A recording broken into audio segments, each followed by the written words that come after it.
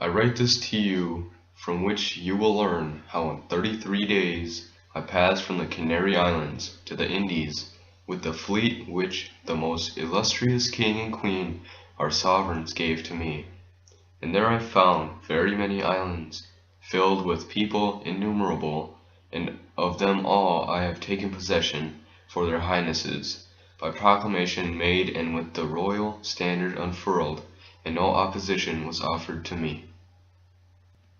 When I reached Juana, I followed its coast to the westward, and I found it to be so extensive that I thought that it must be the mainland, the province of Catayo.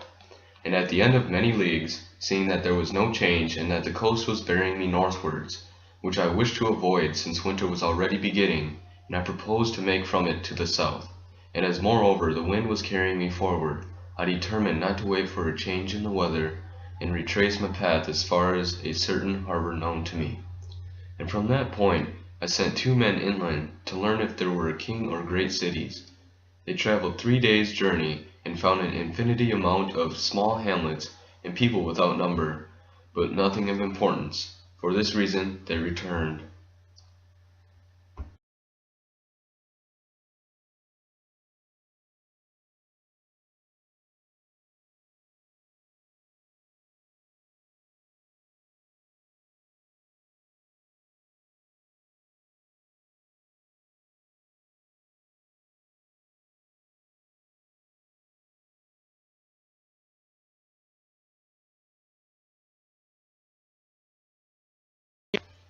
And since there were neither towns nor villages on the seashore, but only small hamlets, with the people of which I could not have speech because they all fled immediately, I went forward on the same course, thinking that I should not fail to find great cities and towns.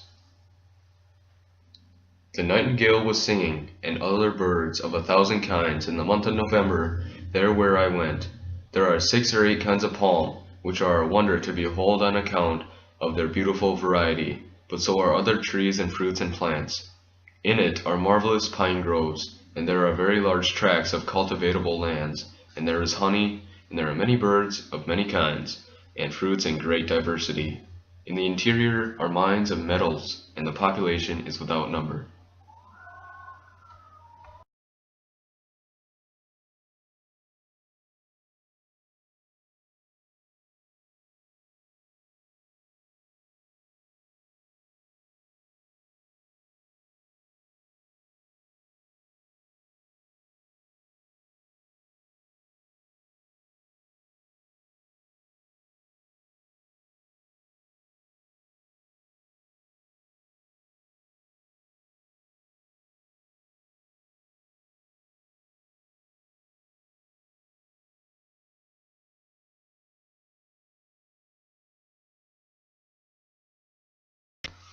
I understood sufficiently from other Indians whom I had already taken that this land was nothing but an island, and therefore I followed its coast eastwards for 107 leagues to the point where it ended, and from that cape I saw another island distant 18 leagues from the former to the east, to which I at once gave the name Espanola.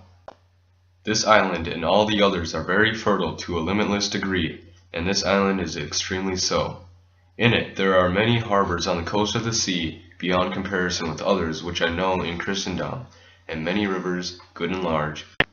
Its lands are high, and there are in it very many sierras and very lofty mountains, beyond comparison with the island of Teneriffe. All are most beautiful, of 1,000 shapes, and all are accessible and filled with trees of 1,000 kinds and tall, and they seem to touch the sky. And I am told that they never lose their foliage, as I can understand, for I saw them as green and as lovely as they are in Spain in May, and some of them were flowering, some bearing fruit, and some in another stage according to their nature. Española is a marvel.